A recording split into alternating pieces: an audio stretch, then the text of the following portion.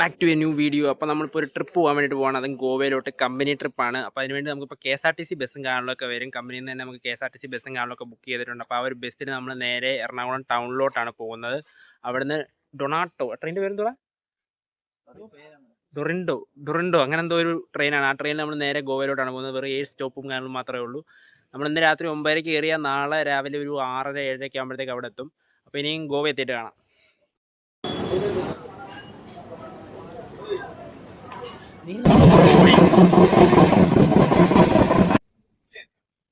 ഈ അങ്ങനെ full night യാത്രയ്ക്ക് ശേഷം നമ്മൾ ഇനി അടുത്ത സ്റ്റോപ്പ് ഗോവയാണ്. ഇനി ഒരു 20-25 മിനിറ്റ് കൂടെ ഉള്ളു ഗോവ എത്താൻ വേണ്ടിയിട്ട്.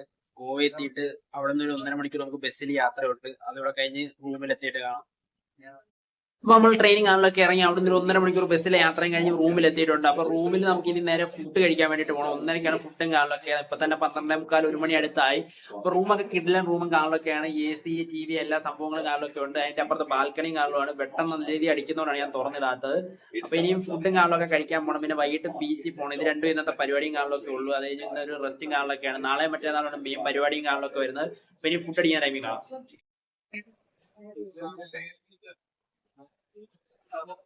ഗീസ് അങ്ങനെ റൂമിൽ നിന്ന് ഫുഡ് അടിയും കാര്യങ്ങളും എല്ലാം കഴിഞ്ഞ് നമ്മൾ നേരെ പൊയ്ക്കൊണ്ടിരിക്കുന്നത് ബാഗ ബീച്ചിലൂടെയാണ്. അപ്പോൾ ബാഗ ബീച്ചിൻ്റെ അടുത്ത് തന്നെ ഒരു മാർക്കറ്റിലാണ് നമ്മൾ ബസ് ഇറങ്ങിയത്. അങ്ങനെ ഈ ഒരു മാർക്കറ്റിലൂടെ ഈ മാർക്കറ്റിലെ കാഴ്ചകളെല്ലാം കണ്ട് പെയ്യെ നടന്ന് നടന്നാണ് നമ്മൾ ബാഗ ബീച്ചിലോട്ട് പോകുന്നത്. ബാഗ ബീച്ചിലോട്ട് പോകുന്ന വഴി ഒത്തിരി കാഴ്ചകൾ കാണാനുണ്ട്. അതുപോലെ തന്നെ ഒരുപാട് സാധനങ്ങളൊക്കെ നമുക്ക് വാങ്ങാനും പറ്റും. ഇവിടെ ഏറ്റവും കൂടുതൽ ക്യാഷിനട്ടും അതേപോലെ തന്നെ ബേബ്കോയും ആണ് ഇവിടെ ഏറ്റവും കൂടുതലുള്ളത്. ബേബ്കോ എന്ന് പറഞ്ഞാൽ ബിവറേജും ആണ് ഇവിടെ ഏറ്റവും കൂടുതലുള്ളത്.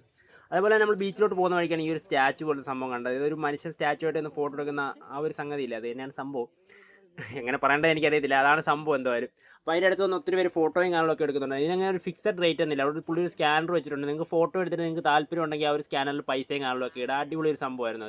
അത് കഴിഞ്ഞ് നമ്മൾ നേരെ ബീച്ചിലോട്ട് ഇറങ്ങി. ബീച്ചിലോട്ട് ഇറങ്ങി നമ്മൾ ആദ്യം ഒന്നും കടലിലോട്ട് ഇറങ്ങിയില്ല. കുറേ സമയം കഴിഞ്ഞാൽ കടലിലോട്ട് ഇറങ്ങിയത്. അവിടെ നമ്മൾ കാഴ്ചകളും കാണലും എല്ലാം കണ്ട് അങ്ങനെ നടക്കുമായിരുന്നു. അടിപൊളി ബീച്ച് എന്ന് പറഞ്ഞാൽ അടിപൊളി ബീച്ച് എന്നൊന്നും പറയാൻ മാത്രം ഇല്ല. കാരണം നമ്മളൊരു ഈവനിങ് ടൈമിലാണ് പോയത്. ഇവിടെയൊക്കെ പാർട്ടി മൂഡ് ആവുന്നത് രാത്രി ആ ഒരു ടൈമൊക്കെ ആകുമ്പോഴത്തേക്കാണ്. നമ്മുടെ ആലപ്പുഴ ബീച്ച് പോലൊരു ബീച്ച്.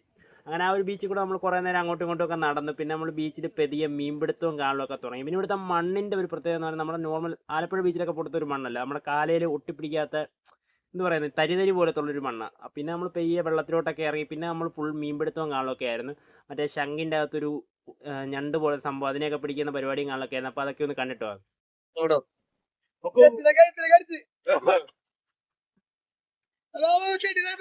കമോൺ ഇത്